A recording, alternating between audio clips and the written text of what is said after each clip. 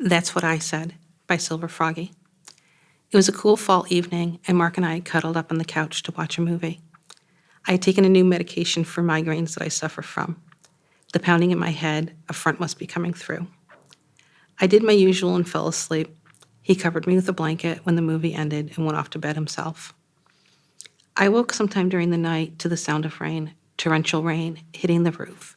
I got up, pulled back the curtain, and couldn't see anything but a sheet of water. I opened the front door and stepped out onto the porch. Hail, rain, sleet, wind. The temperature had dropped dramatically, and the weather was just horrid. Washed out road kind of horrid. Mark woke up and asked me why the door was open. I told him that the weather was terrible outside and I was looking for the cat. "Babe," he said, "we don't have a cat." "Yes, we do," I tell him. "A sweet little baby, much too small to be outside on a night like this. It will freeze to death, and we will find it dead in the morning. We have to find the cat." Okay, he relents, wondering when I sneaked a cat into the house. He pulls on his work boots, his wool overcoat, and grabs a flashlight. The only other item of clothing he had on were his boxer shorts.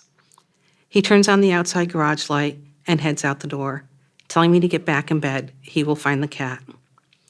Out he goes. I settle back on the couch waiting for him to come back in with the cat. 15 minutes pass, half an hour, 45 minutes. Mark comes back in the house, soaked to the skin, covered in mud, freezing and trembling, flashlight battery dead, no cat. "Sorry, babe, I couldn't find the cat." I burst into tears. He takes off his soaked coat, water-filled boots, and sits next to me on the couch, soothing me and running his hands through my hair, telling me, "Cats are smart. It's likely to be somewhere up warm and dry. We will find it in the morning." I fell back to sleep. The next morning I awake to the smell of fresh brewed coffee. Mark always brought me coffee in bed every morning. I drank my coffee and got up off the couch, opened the curtains, and noticed his wet coat and boots by the door. "Did you go out last night?" I asked. "All your clothes are soaked. Did it rain?"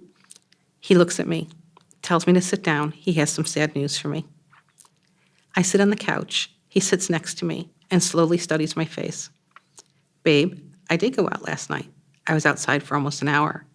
The weather was horrible. After breakfast, I'll go back out and look again. I'm sorry."